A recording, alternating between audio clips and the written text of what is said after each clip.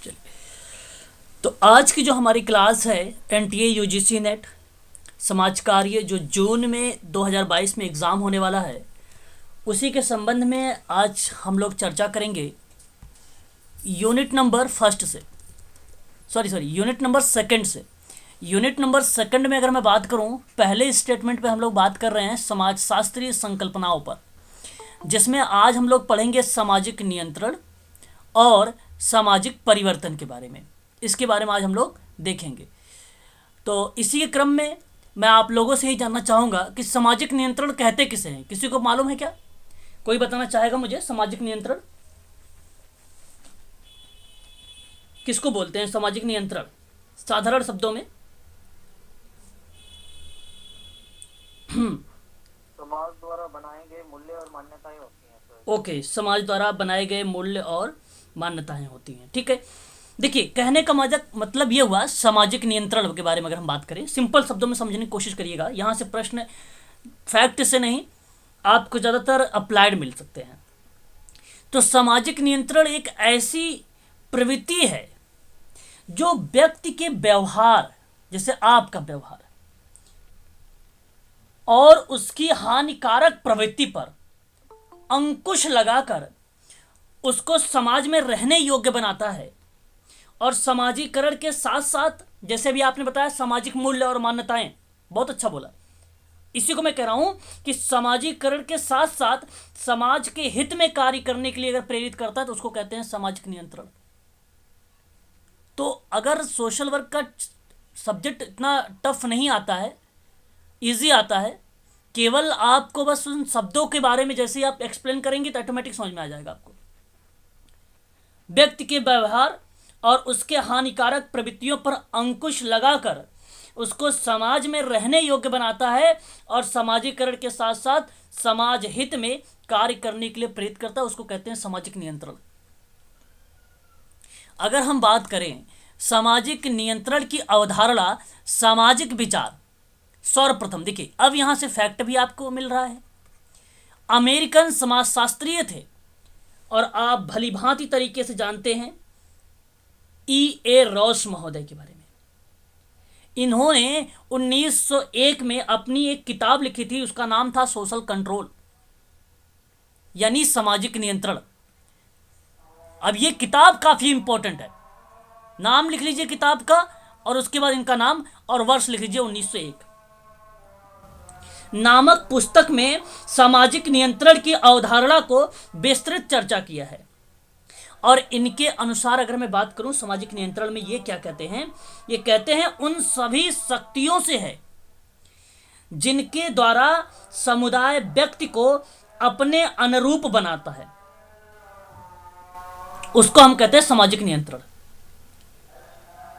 सामाजिक नियंत्रण के अंतर्गत समाज द्वारा स्वीकृति प्रतिमान और मूल्य मान्यताएं प्रतिमान को ही रिप्रेजेंट करती हैं और व्यवहारों का पालन करने वालों को प्रोत्साहित और उल्लंघन करने वाले को दंडित किया जाता है। तो इस तरह से सामाजिक नियंत्रण, पुरस्कार और दंड दोनों समाहित है। भूलना मत, पुरस्कार और दंड, ये दो शब्द काफी ज्यादा इंपॉर्टेंट है आप लोगों के लिए जो सामाजिक नियंत्रण में इन्वॉल्व है। ठीक है, आगे अगर हम लोग बात करें, इसमें और भी चीजें आती हैं।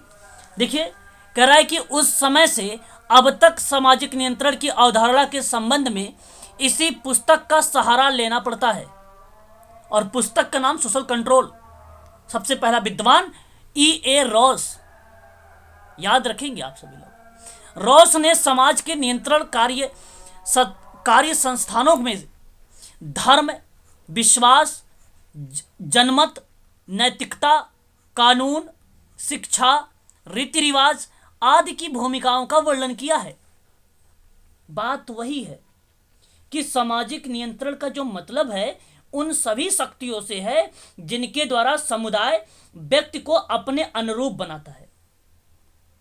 और ये बना रहे हैं, धर्म बना रहा है आपका, विश्वास बना रहा है आपका, जनमत, नैतिकता, कानून, शिक्षा, रीति रिवाज आदि जो भूमिकाओं का वर्णन हो रहा है वो सामाजिक नियंत्रण का पार्ट बनता है।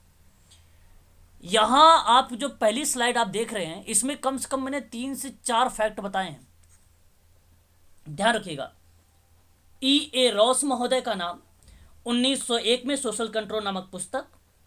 उनके अकॉर्डिंग परिभाषा क्या है, दूसरा स्टेटमेंट आपके लिए। और तीसरा स्टेटमेंट ये है कि सामाजिक नियंत्रण साधारण शब्दों में व्यवहार और उसकी हानिकारक प्रवृत्तियों पर अंकुश लगाकर उसको समाज में रहने योग्य बनाता है। इस चीज से आप लोग सहमत रहना। दूसरी बात मैंने आप लोगों से कहा है कि इस सामाजिक नियंत्रण में पुरस्कार और दंड दोनों समाहित हैं। बस 4 पॉइंट आप लोग इसे ध्यान रखेंगे इस स्लाइड से। चलिए आगे बढ़ते हैं। सामाजिक नियंत्रण का अगर हम अर्थ पढ़ें, हालांकि हम लोगों ने अभी देख लिया उसके अकॉर्डिंग ही जो पहली स्लाइड थे कि ई ए रॉस महोदय ने क्या कहा, तो नियंत्रण का एक अर्थ है, सिंपल सा साधारण अर्थ है। और सामाजिक नियंत्रण का अगर हम बात करें, अर्थ बताता है कि लोगों पर प्रभावी तरीके से नियंत्रण करना है। अर्थ बताता है ये लोगों को प्रभावी तरीके से नियंत्रित करना है। और समाज के जो मानदंड है उसके अनुसार पुष्टि और व्यवहार को अनुरूपता के रूप में जाना जाता है। ऐसी कंडीशन सामाजिक नियंत्रण में आती है। तो देखिए जरा, सामाजिक नियंत्रण का सामान्य अवधारणा यह है कि लोगों के समूहों द्वारा स्वीकृत नियमों के अनुसार आचरण करने के लिए बाध्य करना सामाजिक नियंत्रण है। या तो आप ये कह लीजिए कि लोगों पर प्रभावी तरीके से नियंत्रण करना ही समाज के मानदंड के अनुसार पुष्टि या व्यवहार के अनुरूपता के रूप में जाना जाता है, तो उसे सामाजिक नियंत्रण कहते हैं। आप ये भी कह सकते हैं। दोनों बात एक ही है, अलग नहीं है कोई चीज। आगे अगर हम बात करते हैं तो प्रारंभ में सामाजिक नियंत्रण का अर्थ केवल दूसरे समूहों से अपने समूहों की रक्षा करना था। अब समूह समझ रहे हैं आप लोग, ग्रुप, एक ग्रुप से दूसरे ग्रुप का भी रक्षा करना और मुखिया के आदेशों का पालन करना मात्र था। अच्छा, ये बेसिकली अगर हम बात करते हैं प्राचीन काल में, तो परंपरागत समाज जो था छोटे और सरल हुआ करते थे। समाज को व्यवस्थित रखना ही सरल था, जिसमें प्रमुख रूप से धर्म आता था, रीति रिवाज आता था, परंपराएं आती थी, नैतिक विचार आते थे। उन्हीं के माध्यम से समाज को व्यवस्थित रखा जाता था। परंतु धीरे धीरे समाज जब सरल से जटिल होता रहा या होता चला गया, तो अनेक प्रकार के नियंत्रण के साधन में भी वृद्धि हुई है। तो नियंत्रण के अभाव में एक व्यवस्थित और नियंत्रित समाज की कल्पना नहीं की जा सकती है। जब साधन ही नहीं होंगे तो समाज की कल्पना नहीं कर सकते आप। तो साधन भी कहीं ना कहीं इंपॉर्टेंट है सामाजिक नियंत्रण में। ठीक है सर, म्यूट हो जाए एक बार। अगर हम बात करें बाद में क्या हुआ कि धार्मिक और नैतिक नियमों के अनुसार व्यवहार करने का सामाजिक नियंत्रण माना गया। किंतु वर्तमान समय में देखिए, अब ये आज की समय चल रही है, हो सकता है आप लोगों से यहां से भी एक आध फैक्ट मिल जाए अच्छे से। कहा गया है कि सामाजिक नियंत्रण का तात्पर्य संपूर्ण समाज व्यवस्था के नियम से लिया जाता है, जिसका उद्देश्य है सामाजिक आदर्शों एवं उद्देश्यों को प्राप्त करना। उसको कहते हैं सामाजिक नियंत्रण। सिंपल शब्दों में कहा गया है। आपको बता दूं, इसी के अकॉर्डिंग एक विद्वान आते हैं जिनका नाम आता है मिशेल्स करके। ये भी काफी ज्यादा फेमस विद्वान रहे हैं मिशेल्स महोदय भी, जो सामाजिक नियंत्रण में इन्होंने कुछ अपनी परिभाषा को इस तरीके से बताया है, परिभाषित भी किया है सामाजिक नियंत्रण को। तो कोई बताना चाहेगा मुझे मिशेल्स महोदय का क्या स्टेटमेंट था? किसी को मालूम है या किसी को पता है? बताएं जरा।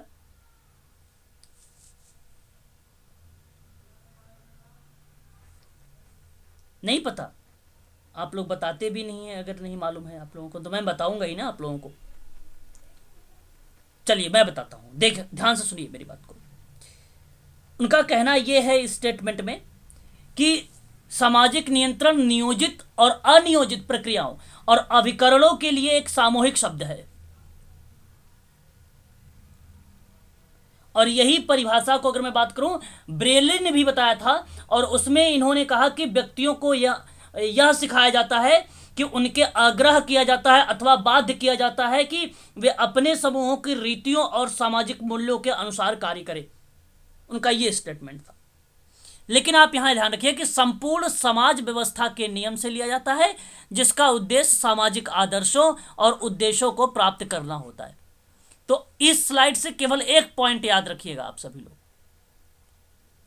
और वो पॉइंट ये है कि संपूर्ण समाज व्यवस्था के नियम से लिया जाता है, जिसका उद्देश्य सामाजिक आदर्श और उद्देश्य को प्राप्त करना होता है, उसे कहा जाता है सामाजिक नियंत्रण। बस इतनी बात आप लोग यहां से ध्यान रखेंगे। आगे बढ़ते हैं। सामाजिक नियंत्रण में अलग अलग विद्वानों ने अलग अलग तरीके से परिभाषित भी किया है। अगर हम परिभाषा को देखते हैं तो एक परिभाषा है ग्लिन और गिलेन के अकॉर्डिंग। कहा गया है कि ये इतना इंपॉर्टेंट नहीं है।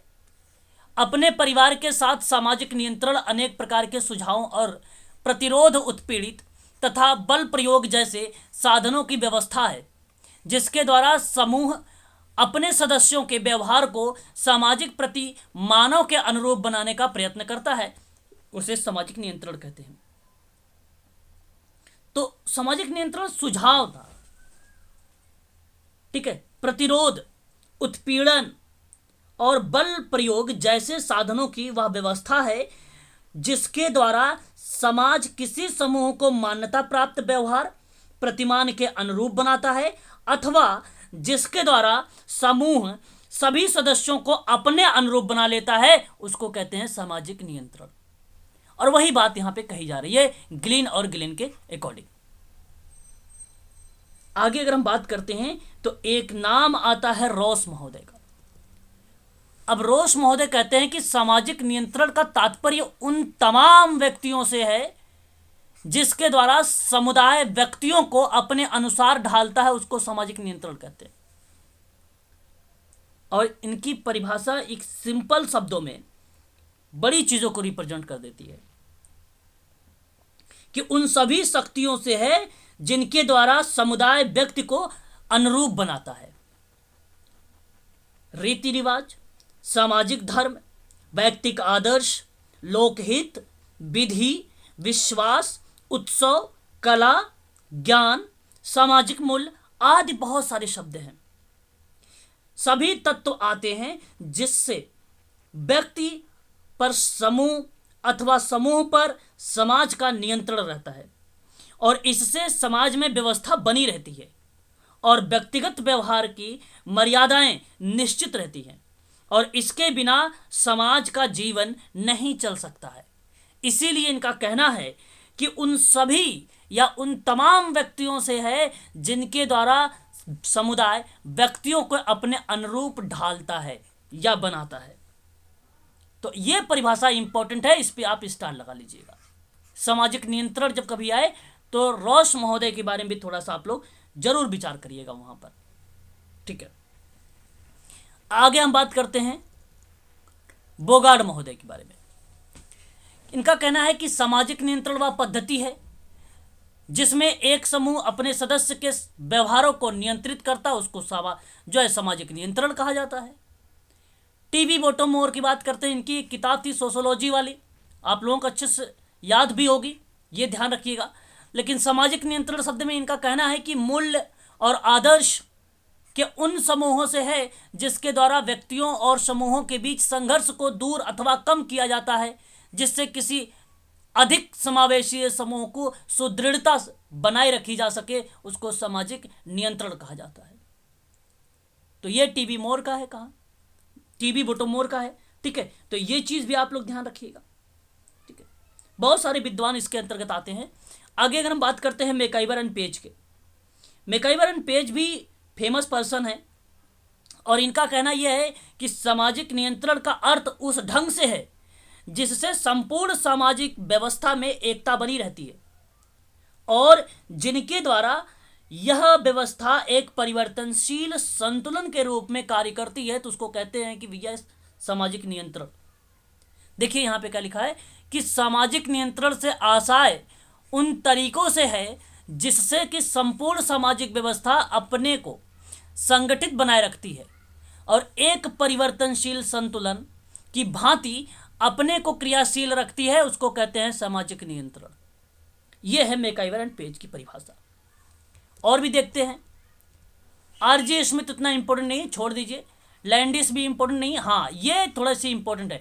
अब मैं आपको यहाँ पर ना 2-3 बातें बताऊंगा, थोड़ा सा नोट करिएगा। किताब को लेकर, बुकों के बारे में थोड़ा सा हम चर्चा करेंगे। सोशल और चेंज में अभी इसके बाद आने वाले ही आपकी टॉपिक आने वाला है सामाजिक परिवर्तन पर, वहाँ पे मैं चर्चा करूँगा आप लोगों से। जो सोशल चेंज एक किताब है वो आगबर्न की है, ध्यान रखेंगे, सामाजिक परिवर्तन कहा जाता है उसका। नाम आ गया है तो मैं बता देता हूँ। एक और अगर हम बात करते हैं, कल्चर एंड सोसाइटी एक किताब थी। कल्चर एंड सोसाइटी एक किताब का नाम है। और यहाँ पे अगर हम बात करें तो मेरिल एंड एंड्रीज, नाम नोट कर लीजिए, मेरिल एंड एल्ड्रीज। एल्ड्रीज ये विद्वान का नाम है। इसी किताब का नाम है कल्चर एंड सोसाइटी। एक किताब का नाम था सोशल डेवलपमेंट, जिसको आप कहते हो हिंदी में सामाजिक विकास। सामाजिक विकास।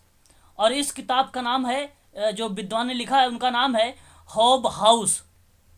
हॉब हाउस है ना। और एक किताब का नाम आपको बता देता हूं मैं, ध्यान से उसे भी देखिए। एक कल्चर पैटर्न था। कल्चर पैटर्न जो है आपने लगाया था नाम वहां पर बेनेडिक्ट का नाम, मैंने यह किताबों की सीरीज में आपको बताया है। लेकिन जब culture pattern and technique change दे दे, टेक्निकल चेंज दे दे, culture pattern and technical change दे दे, तो मार्गरेट मिड का नाम लगाना। नोट कर लीजिए, मैं एक बार और बोलता हूं, culture patterns and technical change, Margaret mid का नाम आएगा। ये इंपॉर्टेंट है। तो 2-3 चीजें आप लोग यहां से ध्यान में रखेंगे किताब से। हो सकता है आप लोगों को ये प्रश्न में आ जाए, पूछ ले किताबों को लेकर, है ना। तो यहाँ पे आगबर्न और निमकॉफ के बारे में अगर हम बात करते हैं तो इनकी परिभाषा जो है, कहता है कि दबाव का, ठीक है, दबाव का वह प्रतिमान जिसे समाज के द्वारा व्यवस्था बनाए रखना और नियम को स्थापित करने के लिए उपयोग में लाया जाता है, उसे सामाजिक नियंत्रण कहा जाता है। अब जरा इनका देखिए परिभाषा क्या कह रही है कि व्यवस्था तथा स्थापित नियमों को बनाए रखने के लिए समाज जिस दबाव के प्रतिमान का प्रयोग करता है वह उसकी सामाजिक नियंत्रण की व्यवस्था कहलाती है। और यह है इनकी परिभाषा। बात वही है, कभी प्रश्न में अगर ये ना लिखकर अगर इस तरीके से आ जाए कि दबाव का वह प्रतिमान जिसे समाज के द्वारा व्यवस्था बनाए रखना और नियमों को स्थापित करने के लिए उपयोग में लाया जाता है, तो उसे सामाजिक नियंत्रण कहा जाता है। यह परिभाषा किसकी है? तो आप कहना कि आगबर्न और निम कॉफ की परिभाषा है। निम कॉफ की परिभाषा है। यहाँ पे फा होगा, ठीक है, फा से फल वाला फा, ठीक है ना। क्लियर हुआ? एक बार जरा कंफर्म करें आप लोग।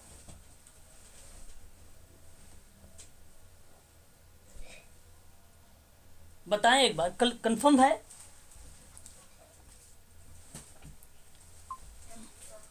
हाँ ठीक है, थोड़ा सा बोलते रहिए। और समझ में आ रहा तो भी बताइए, कि नहीं समझ में आ रहा तो आप पूछ सकते हैं, है ना, आप पूछ सकते हैं। जी सर। हाँ वेरी गुड। आगे अगर हम बात करते हैं सामाजिक नियंत्रण के कार्य, इन्हीं कार्यों को ध्यान में रखकर बनाए गए हैं कुछ उद्देश्य को भी। अब ध्यान रखेंगे आप सभी लोग, कार्य काफ़ी ज़्यादा इंपॉर्टेंट है, जो कि एग्ज़ाम में आप लोगों से जो अप्लाइड प्रश्न बनते हैं वो कार्यों और उद्देश्यों से ही लेकर बनाए जाते हैं। अच्छा एक चीज़ और, यहाँ पे जो नाम आया है आगबर्न और निमकॉफ की, इसकी एक ध्यान और रखना, ये जो परिभाषा लिखा वो कौन सी किताब में लिखा है। इन दोनों की किताब है एक, इन दोनों की किताब एक और है जो परिभाषा यहाँ पे मेंशन की गई है। ये किताब आई थी मतलब ए, ठीक है, a hand book of sociology इसकी किताब का नाम है, ठीक है, नोट कर लीजिए। इसी किताब में ये परिभाषा आई है।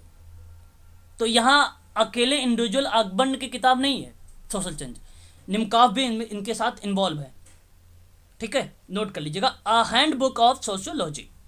चलिए आगे बात कर लेते हैं। अब हम लोग सामाजिक नियंत्रण के कुछ महत्वपूर्ण कार्यों के बारे में बात करेंगे और उसी के साथ साथ हम उद्देश्यों के बारे में भी परिचर्चा कर लेते हैं। तो देखते हैं आगे। देखो क्या कह रहा है कि सामाजिक नियंत्रण का प्रमुख कार्य एवं उद्देश्य समाज में सुख और शांति की स्थापना करना। सिंपल शब्द, क्लियर हो गया। दूसरी बात अगर हम करते हैं, सामाजिक नियंत्रण में व्यक्तियों की स्थिति का निर्धारण करना, ये भी सिंपल है। सामाजिक व्यवहार में समानता लाना।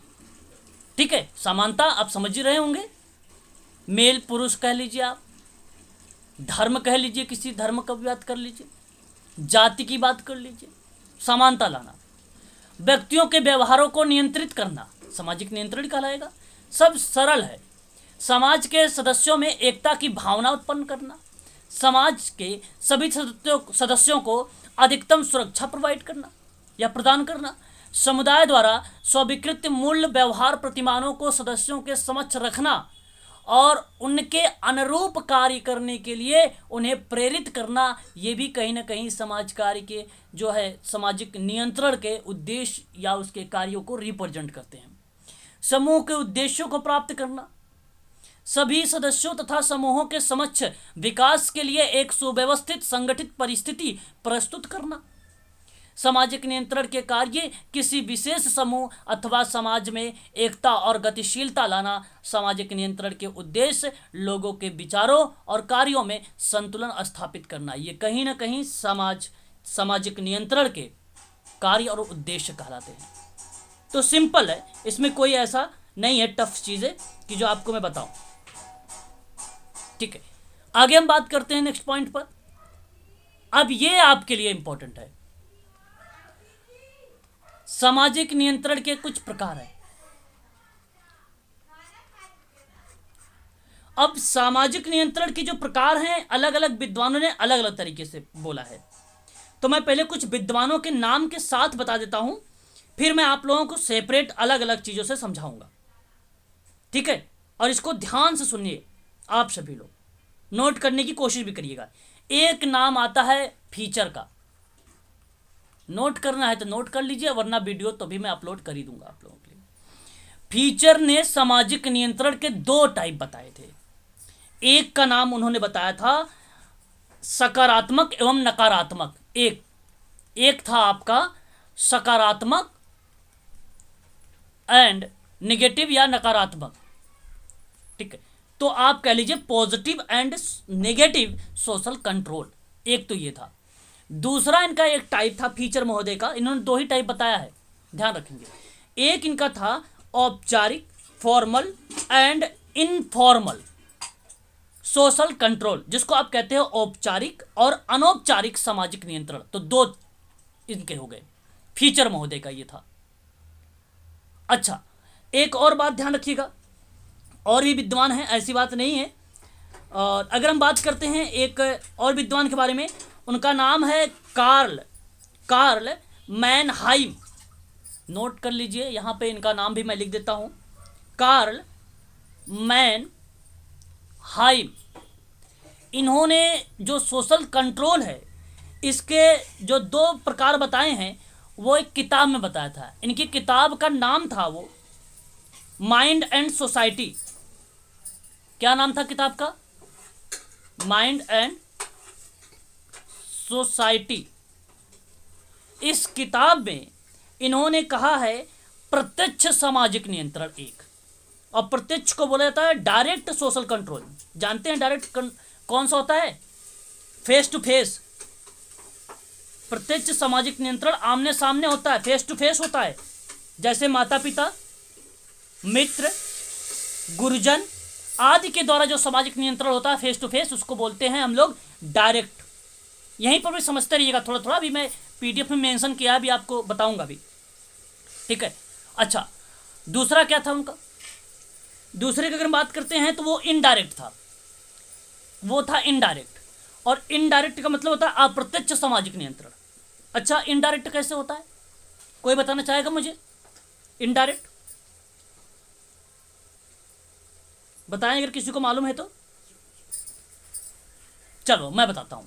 इनडायरेक्ट का मतलब होता है कि ये विभिन्न समूह और संस्थाओं के द्वारा लागू किया जाने वाला नियंत्रण होता है।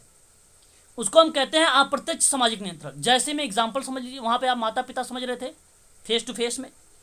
यहां अगर मैं बात करूं तो राज्य ने जो दहेज निरोधक अधिनियम 1961 द्वारा दहेज लेना और दहेज देना दोनों पर नियंत्रण स्थापित करता है राज्य सरकार, तो आप इसको कहां रखोगे? इनडायरेक्ट सोशल कंट्रोल में रखोगे। बात समझ में आई कि नहीं? बताइए जरा एक बार। जी सर। वेरी गुड, शाबाश। अच्छा, इसमें लॉ एंड वो आ जाएगा ना, बिल्कुल बिल्कुल।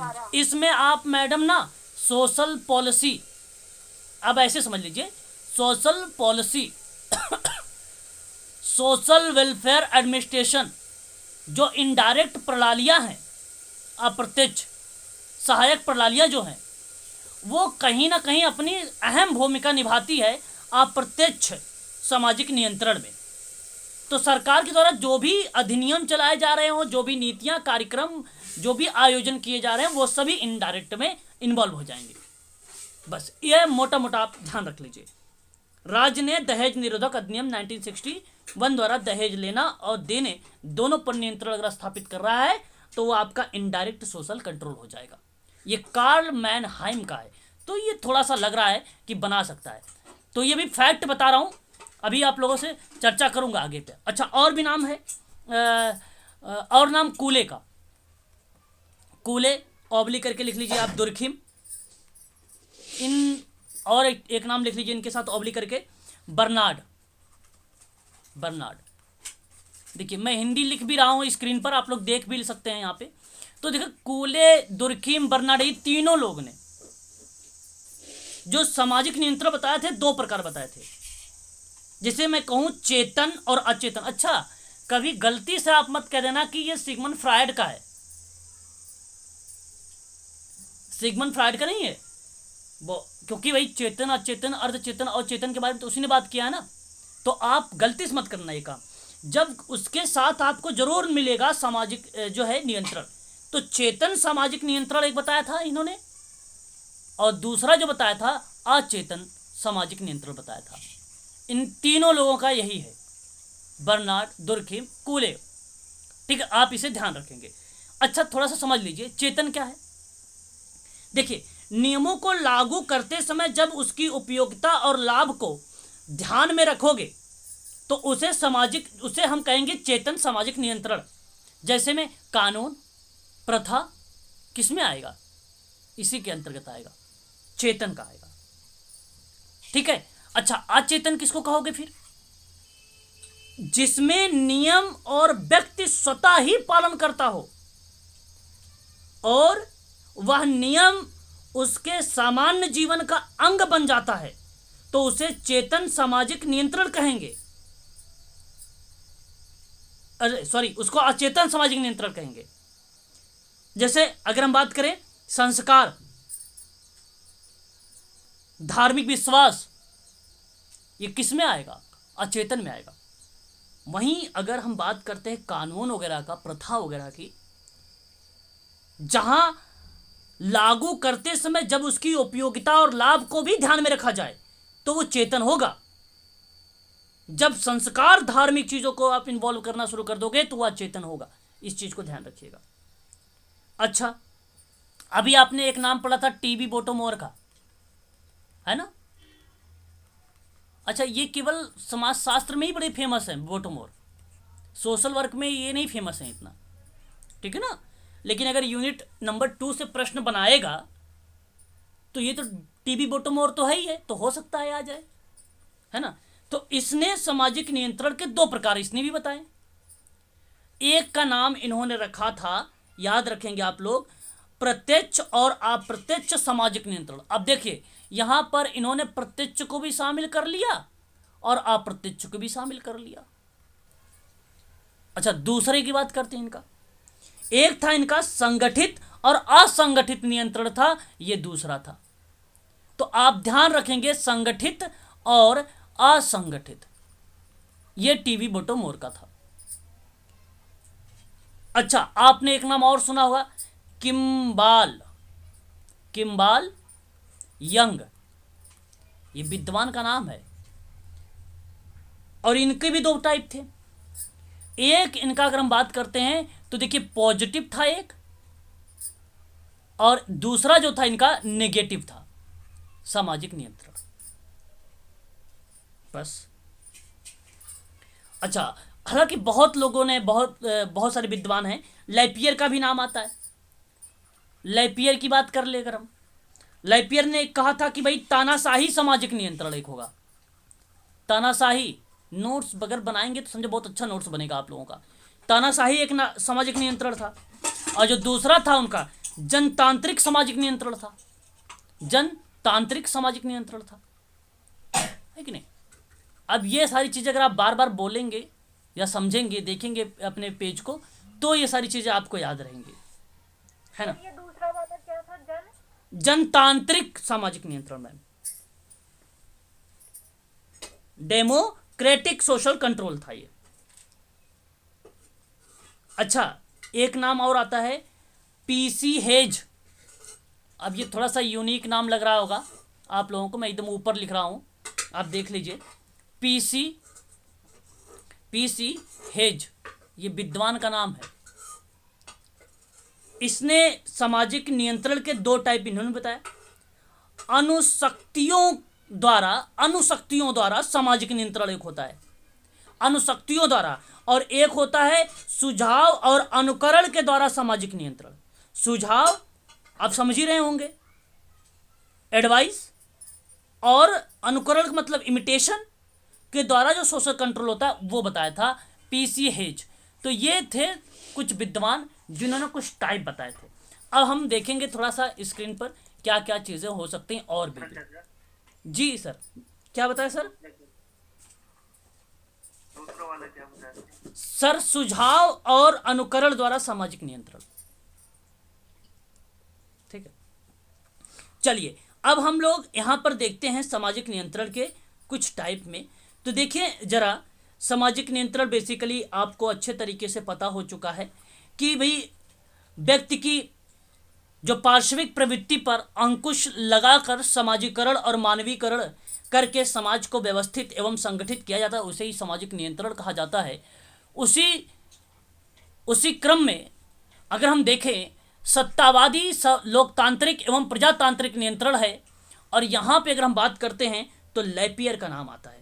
लेकिन लैपियर ने अभी अभी आपने एक चीज नोट भी किया है, अगर मैं बात करूं आपसे, तानाशाही सामाजिक नियंत्रण आपने अभी भी नोट किया है। जनतांत्रिक सामाजिक नियंत्रण, तो जनतांत्रिक तो प्रजातांत्रिक हो ही सकता है। सत्ता मतलब अधिकार, यानी तानाशाही सामाजिक नियंत्रण हो सकता है।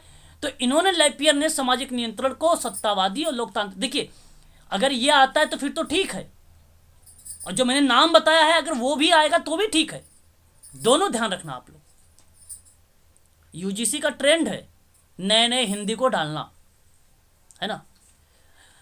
तो लैपियर कहते हैं कि जब कभी कोई प्रशासनिक सत्ता दंड देने वाले व्यक्ति समाज द्वारा स्वीकृत संगठनों के अतिरिक्त किसी दूसरे लक्ष्य की प्राप्ति के लिए शक्ति का प्रयोग करता है, तभी इस प्रकार से स्थापित किए गए नियंत्रण को सत्तावादी सामाजिक नियंत्रण कहते हैं।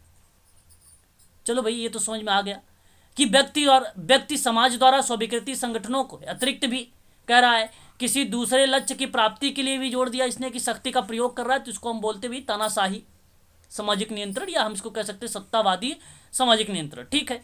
अच्छा, लोकतांत्रिक नियंत्रण में क्या होगा कि व्यक्तियों को संतुष्ट करने के लिए आपसी वार्तालाप तो समझ ही रहे होंगे आप लोग, संप्रेषण, कम्युनिकेशन, है ना। जहां पे सत्तावादी नियंत्रण में धमकी और शारीरिक उत्पीड़न का सहारा लिया जाता है, जबकि लोकतांत्रिक नियंत्रण में व्यक्तियों को पुरस्कार, भावनात्मक प्रेरणा के द्वारा नियंत्रण में रखा जाता है। उसको कहते भैया जनतांत्रिक सामाजिक नियंत्रण। सिंपल है, इसमें कुछ है ही नहीं, है ना। अच्छा, आगे देखते हैं। अभी अभी आप लोगों ने पॉजिटिव और नकारात्मक, देखिए अगर हम बात करते हैं कि भाई केवल किम्बाल यंग के बारे में, तो इनका एक अलग से है। एक कहते हैं कि पॉजिटिव में बात करेंगे, एक कहेंगे नकारात्मक नियंत्रण में बात करेंगे। तो इनका दो टाइप बन जाता है इसी एक पॉइंट में, किम्बालियन का। लेकिन अगर हम लोग बात करते हैं यहाँ पर पॉजिटिव और नेगेटिव के लेकर परिप्रेक्ष्य में या उसके दृष्टिकोण से, तो यहाँ आप लोग ध्यान रखिएगा, मैंने अभी आपको बताया भी है फीचर का नाम बताया था। फीचर महोदय ने कहा कि मैं व्यक्ति को पुरस्कार देकर सही व्यवहार करने के लिए प्रेरित करता हूं या किया जा सकता है।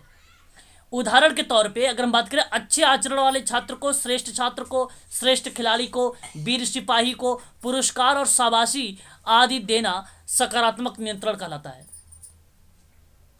ये भी आपका इसमें इन्वॉल्व रहेगा। अच्छा, अब अगर हम बात करें सोशल वर्कर जो रेनफोर्समेंट का प्रयोग करता है, बेसिकली वो सोशल करता है। एक आपका पुनर्बलन सकारात्मक भी होता है, एक नकारात्मक भी होता है। लेकिन यहाँ फीचर के अकॉर्डिंग अगर हम लोग चलें तो सकारात्मक वाली क्रियाविधि और नकारात्मक वाली क्रियाविधि में इन्होंने दोनों को एक साथ इन्वॉल्व किया। कहा कि हम पॉजिटिव उसे कहेंगे जो श्रेष्ठ होगा। केवल सोशल वर्क में सामाजिक जो पुनर्बलन होता है उसका प्रयोग किया जाता है। और सामाजिक पुनर्बलन होता है 5, जैसे मान लो 3 स्टार दे दिया, 5 स्टार दे दिया आपने, शाबाशी बोल दिया उसको, गुड बोल दिया आपने उसको, ये सामाजिक पुनर्बलन है। ध्यान रखेंगे आप सभी लोग, ठीक है। लेकिन जब आप टोकन वगैरह देंगे, मान लीजिए आप अच्छा काम करोगे तो आपको टॉफी मिलेगी, आपने टॉफी दे रहे हो, तो यहां पर ये सोशल वाला नहीं होगा, यह आपका पॉजिटिव में आ जाएगा। ध्यान रखेंगे थोड़े से, यहां पर इस चीज को समझने की कोशिश करिएगा। जैसे अगर हम बात करते हैं सलाह की बात, अनुनय विनय की बात, शिक्षा की बात, पुरस्कार की बात, ये सभी जो है सकारात्मक सामाजिक नियंत्रण कहलाते हैं। नकारात्मक में क्या होगा, फिर दंड हो सकता है, निंदा कर दो आप किसी को, जुर्माना, कारावास, मजाक उड़ा दीजिए, ये नकारात्मक सामाजिक नियंत्रण है ना। तो जो नकारात्मक नियंत्रण में समाज विरोधी व्यवहार करने वाले व्यक्तियों को दंडित किया जाता है। दंड की मात्रा कितनी होगी इस बात पर निर्भर करती है कि व्यक्ति ने कितना गंभीर अपराध किया है। दंड से बहिष्कार, जेल, जुर्माना और मृत्युदंड आदि कई प्रकार की हो सकती है। निंदा भी हो सकता है, आपका मजाक उड़ाना भी आ सकता है इसमें। देखिए, मजाक काफी ज्यादा इंपॉर्टेंट है। मजाक उड़ाना अगर ये आप लोगों से बनता है क्वेश्चन में, तो आप इसको ध्यान रखेंगे, नकारात्मक सामाजिक नियंत्रण कहलाता है ये, उसका ये एग्जाम्पल है। ऐसे भी क्वेश्चन बन सकता है, ये किसका एग्जाम्पल है। शिक्षा अगर हम बात करें सामाजिक पर नियंत्रण में किस टाइप का ये एक प्रकार का जो है उदाहरण है या पार्ट है, भाग है, तो आप तुरंत बता देना कि पॉजिटिव का ही, ठीक है, याद रखेंगे आप लोग। अच्छा, अभी अभी मैंने आप लोगों से चेतन और अचेतन के बारे में भी बात किया था, है ना। कूले, दुर्खिम, बर्नार्ड, याद आगा। अगर हम बात करते हैं चेतना के बारे में, कह रहा है कि कुछ व्यवहार ऐसे हैं जिनके प्रति हम अधिक सचेत होते हैं और यह ध्यान रखते हैं कि उनको निभाने में कोई गलतियां ना हो जाए। उदाहरण के तौर पे एक क्लर्क ऑफिस में अपने बॉस की कुर्सी पर नहीं बैठता है, लेकिन उन्हें कुर्सियों पर बैठाता है जो क्लर्क के लिए है, और इस प्रकार वह इस स्थिति को समझकर कार्य करता है। उसको हम बोलते हैं चेतन सामाजिक नियंत्रण, है ना। अभी आपने एक नायक मूवी देखा होगा अनिल कपूर की, कहीं ना कहीं अगर मान लीजिए वो सीएम बन जाते हैं तो वहां पर आप ये चीजें देख सकते हैं, अब उसी के आधार पे काम कर रहे हैं वो एक्टिव होकर। तो जो चेतन सामाजिक नियंत्रण है वो नियमों को लागू करते समय जब उसकी उपयोगिता और लाभ को भी ध्यान में रख रहा है तो उसे हम लोग कहते हैं भाई सामाजिक नियंत्रण है ये, और कहीं ना कहीं इस चीज को ये रिप्रेजेंट कर रहा है। अगर हम अचेतन की बात करते हैं, इनका पालन करने के लिए हमें अधिक सोचना नहीं पड़ता है। तरुण हम स्वतः ही वैसा आचरण करने लगते हैं, जैसे अगर एग्जाम्पल के तौर पे कि वस्त्र पहनते समय हमें जिस वस्त्र को जहां धारण करना है वहीं पहनते हैं। तो ये एक प्रकार का अचेतन सामाजिक नियंत्रण का एक पार्ट बनता है। मैं आपसे कहूं कि जिन नियमों को व्यक्ति स्वतः ही पालन करता है और वह नियम उसके सामान्य जीवन का अंग बन जाता है, तो उसे अचेतन सामाजिक नियंत्रण कहेंगे। जैसे संस्कार, धार्मिक विश्वास या अचेतन सामाजिक नियंत्रण का पार्ट बन जाएगा, है ना। तो सिंपल है, ऐसे हम इसको याद रख सकते हैं शब्दों को समझकर। अच्छा, प्रत्यक्ष और अप्रत्यक्ष क्या चीजें हैं?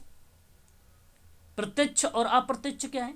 आपने अभी एक विद्वान का नाम पढ़ा होगा, मैंने बताया भी है आप लोगों को। वो नाम है कार्ल मैनहाइम। देखिए मैं लिख रहा हूं नीचे।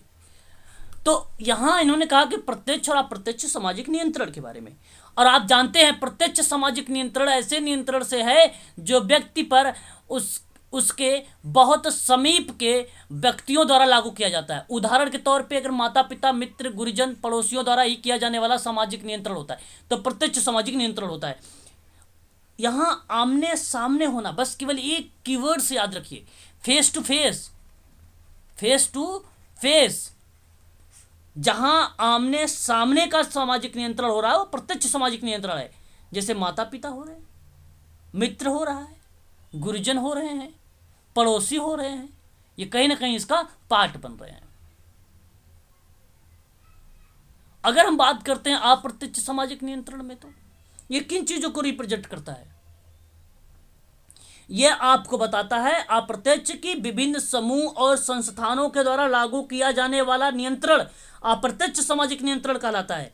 और अभी आप लोगों ने मुझसे पूछा भी है, मैंने आपको एक एक्ट के माध्यम से, सोशल पॉलिसी के माध्यम से, सोशल वेलफेयर एडमिनिस्ट्रेशन के माध्यम से बताया है कि राज्य ने अगर दहेज निरोधक अधिनियम लगा दिया 1961 के द्वारा, और ये कहा गया है कि दहेज लेना और दहेज देना दोनों पर यहाँ पर जो अप्रत्यक्ष सामाजिक नियंत्रण हो रहा है वो कहीं ना कहीं कार्ल मैनहाइम के द्वारा बताया जा रहा है।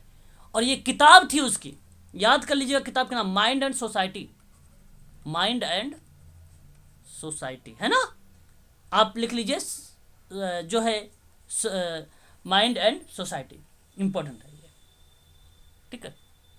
चलिए, अच्छा अब देखिए जरा संगठित और असंगठित सामाजिक नियंत्रण को लेकर ये भी है। अगर हम बात करते हैं बोटमोर के बारे में, इन्होंने दो टाइप बताए थे। एक का नाम बताया था इन्होंने संगठित और असंगठित, और एक का नाम बताया था प्रत्यक्ष और अप्रत्यक्ष। प्रत्यक्ष और अप्रत्यक्ष आपको तो पता हो चुका है, संगठित और असंगठित आपको पता करना है। तो संगठित नियंत्रण का अर्थ पूर्ण नियंत्रण से है, जो अनेक छोटी बड़ी एजेंसियों और व्यापक नियमों द्वारा व्यक्तियों के व्यवहारों को प्रभावित करता है और इसका विकास नियंत्रित रूप से होता है। तो उसको हम लोग किस रूप में परिभाषित करते हैं? संगठित सामाजिक नियंत्रण के रूप में। और इसमें व्यक्तियों के कर्तव्यों को स्पष्ट रूप से परिभाषित किया जाता है।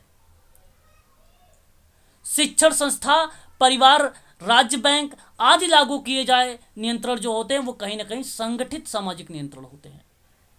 वहीं अगर हम लोग बात करते हैं असंगठित सामाजिक नियंत्रण में, जहां सांस्कृतिक और नियम आते हैं, दैनिक जीवन में इनका प्रभाव सबसे अधिक होता है। संस्कार, परंपरा और राजनीतियों द्वारा किया जाने वाला जो नियंत्रण होता है उसको हम कहते हैं असंगठित सामाजिक नियंत्रण। बस ये चीज आप ध्यान रखेंगे। औपचारिक और अनौपचारिकता की क्या बात हुई थी? अभी मैंने आप लोगों को ऊपर भी बताया था, फीचर महोदय ने कहा था।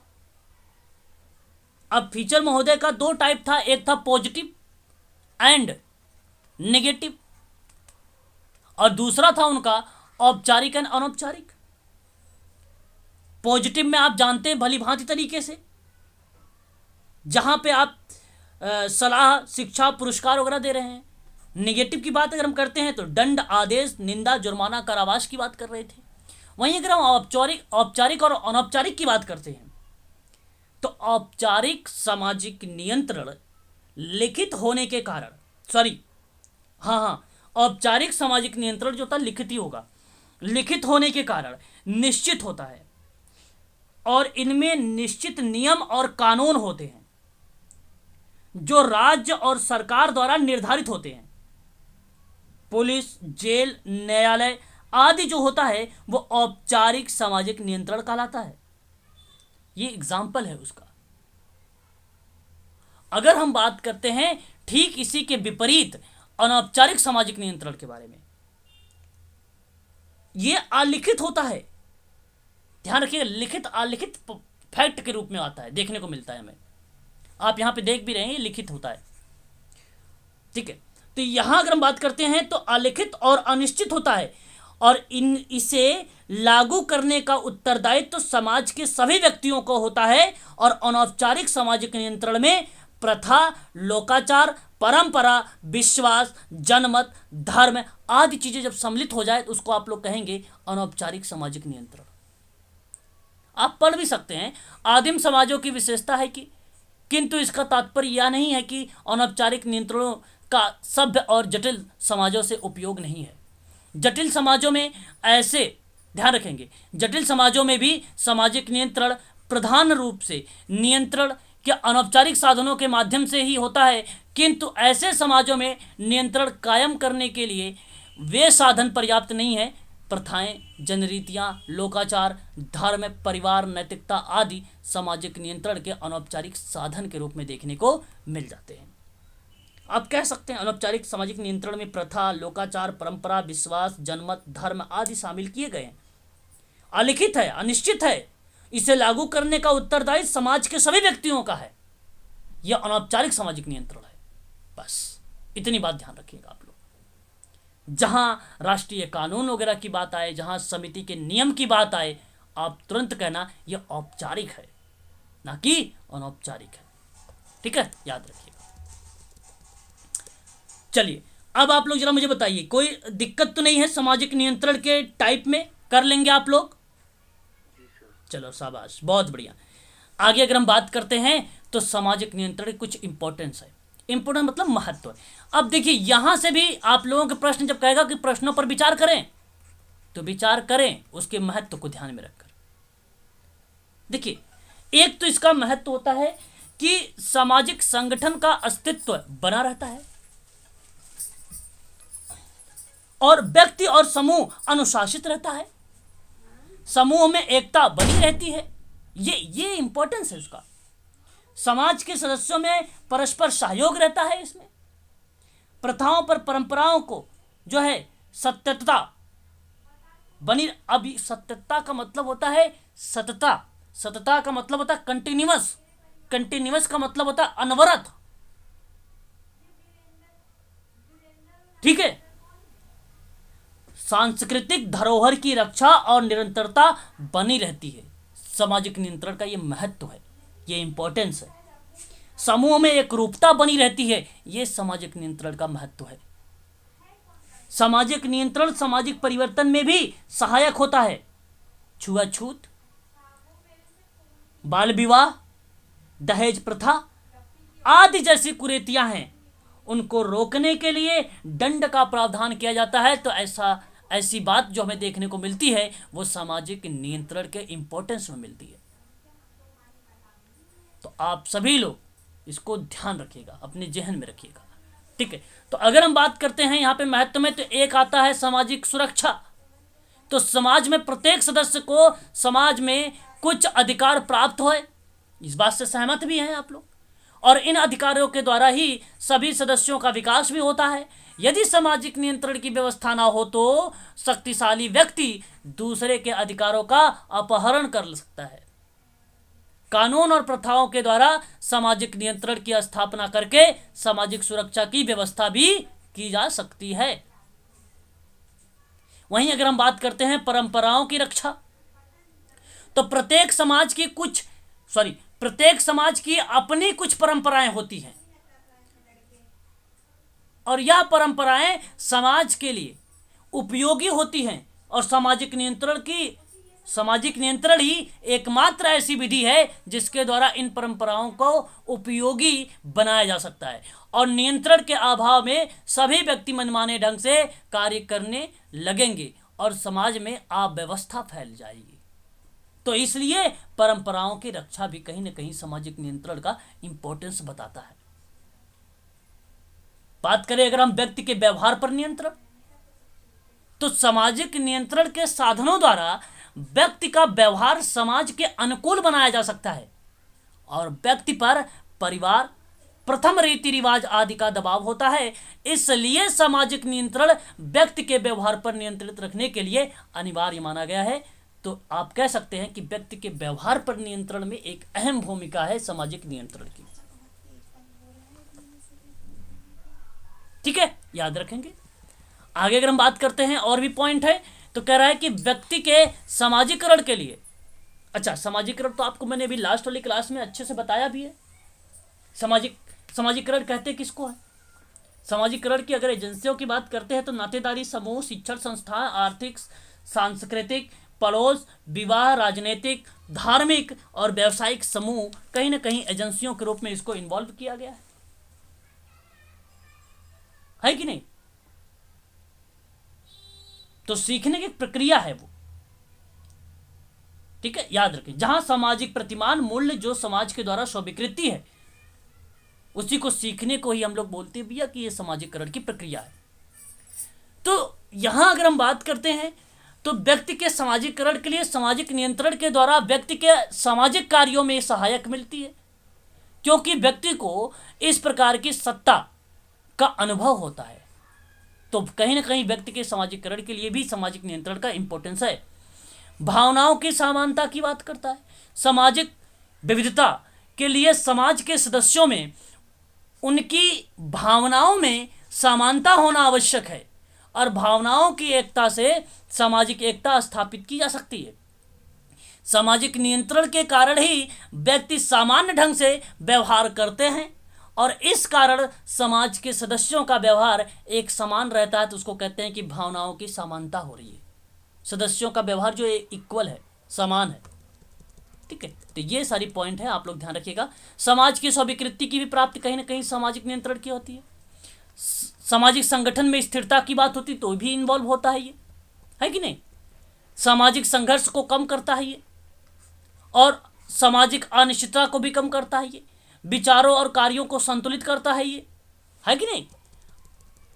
आज आगे देखते हैं। सामाजिक नियंत्रण के कुछ अगर हम बात करें तो एजेंसियां हैं, अभिकरण है। कौन कौन से हो सकते हैं? जैसे अगर मैं बात करूं आप लोगों से तो शिक्षण संस्थाएं हैं। देखिए, परिवार, अगर आपको मैं बात करूं समाजीकरण की जो प्रमुख संस्थाएं हैं, परिवार एक समाजीकरण करने वाली एक संस्था है। परिवार भी, ये समाजीकरण की बात कर रहा हूं, कहीं सामाजिक नियंत्रण को आप रिलेट ना करें। क्रीड़ा का जो समूह है, पड़ोस का है, विवाह है, राजनीतिक संस्थाएं हैं, धार्मिक संस्थाएं हैं, व्यावसायिक समूह है, सांस्कृतिक समूह है, आर्थिक संस्थाएं हैं, शिक्षण संस्थाएं हैं, नातेदारी समूह है, क्रीड़ा का समूह है। तो कहीं ना कहीं समाजीकरण की एक संस्थाएं कहलाती हैं, एक अभिकरण कहलाता है, एक संस्थाएं कहलाती हैं। यह आप ध्यान रख सकते हैं। आगे अगर हम बात करते हैं यहाँ पे सामाजिक नियंत्रण की भी, तो सामाजिक नियंत्रण की जो एजेंसियां होती हैं, शिक्षण संस्थाएं व्यक्ति के आंतरिक और बाह्य दोनों पक्षों को नियंत्रित करती है। तो वो क्या कहलाती है? सामाजिक नियंत्रण की संस्थाएं कहलाती हैं।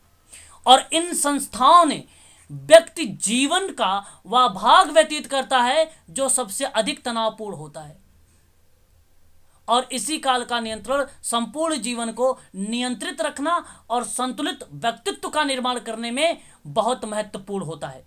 तो ऐसे में शिक्षण संस्थाएं भी कहीं ना कहीं एजेंसियां के रूप में काम करती हैं, ये भी आप ध्यान रखना। ठीक है, आगे अगर बात करते हैं धार्मिक या धर्म, ये भी इन्वॉल्व है आपका सामाजिक नियंत्रण की एजेंसी में। तो धर्म एक अलौकिक शक्तियों में विश्वास और ईश्वरीय सत्ता पर आधारित एक शक्ति है, जो नियमों का पालन व्यक्ति पाप और पुण्य अथवा ईश्वरीय शक्ति के भय के कारण करता है। और इस शक्ति को सामान्य रूप से अनेक देवी देवताओं, स्वर्ग और नर्क, ईश्वरीय न्याय तथा कर्म और पुनर्जन्म जैसे अनेक धारणाओं के रूप में देखने को हमें मिल जाती है। तो ये भी कहीं ना कहीं सामाजिक नियंत्रण की ही एजेंसियां हैं, ये मानी जाती है। ठीक है, पाप, गलत काम करोगे तो पाप करोगे, उसका गलत परिणाम मिलेगा आपको। अच्छे काम करोगे तो अच्छा रिजल्ट मिलेगा आपको, ऐसा कहा जाता है कि नहीं। तो ये चीजें कहीं ना कहीं सोशल कंट्रोल कर रहे हो आप लोग, ये सोशल कंट्रोल है कि नहीं। भाई 10 लोगों से बोलोगे तो एक लोग जाहिर सी बात है आपको सुनेगा, ये है कि नहीं। आगे बात करते हैं, नेता और नेतृत्व, ये भी एजेंसियां हैं। महान नेताओं के विचार, है ना, महान नेताओं के विचार समाज को नियंत्रित रखने में सदैव से ही महत्वपूर्ण रहे हैं। मनोविज्ञान इस कथन की पुष्टि करता है कि सामाजिक नियंत्रण के लिए उचित नेतृत्व एक महत्वपूर्ण साधन के रूप में है। अभी आप लोगों ने यूक्रेन और रसिया का देख रहे होंगे, एक महायुद्ध चल रहा है, पता है आप लोगों को, न्यूज़ देख रहे हैं नहीं आजकल? जी सर। जी सर। है ना। तो कहने का मतलब ये है कि आप अगर अपने भारत को उठा के देखें, यूक्रेन में जितने भी अपने स्टूडेंट हैं या एनआरआई हैं, उनको आसानी से, या उन तिरंगा लगा हुआ तो उस पर कोई हमला नहीं हो रहा है, ना ही यूक्रेन की तरफ से ना ही रसिया की तरफ से।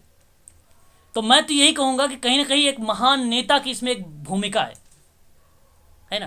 तो एक सोचने वाली बात है थोड़ा सा यहाँ पे, है ना। तो ये चीज़ें हैं, भले भारत ना उसके तरफ है, रूस की तरफ है, ना ही यूक्रेन की तरफ है, वो भारत चाहता है शांति, है कि नहीं, वो शांति का प्रस्ताव रख रहा है दोनों की तरफ से। तो ये सबसे महान बात है, इस तरीके की बात करना, एक मध्यस्थता के रूप में।